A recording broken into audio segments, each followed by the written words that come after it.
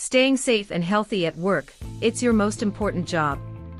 But when it comes to hazardous products, how do you know what's in your workplace?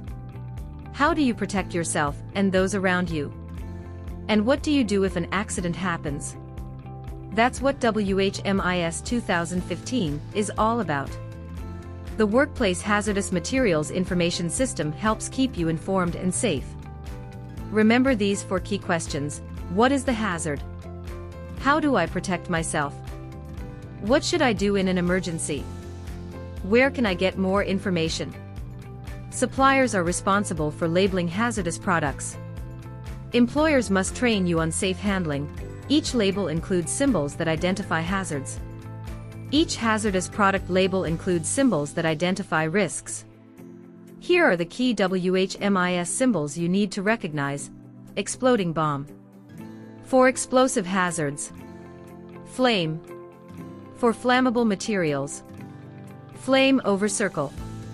For oxidizers. Gas cylinder. For gases under pressure. Corrosion.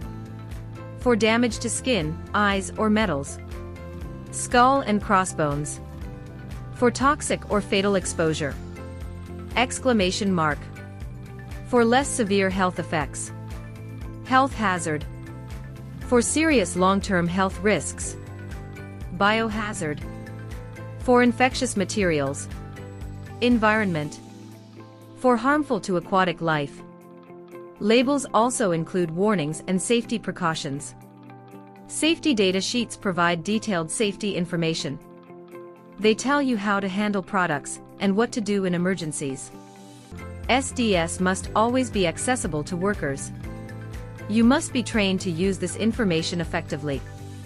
Always ask the 4 key questions. Because the most important thing is going home safe. Stay informed. Stay safe.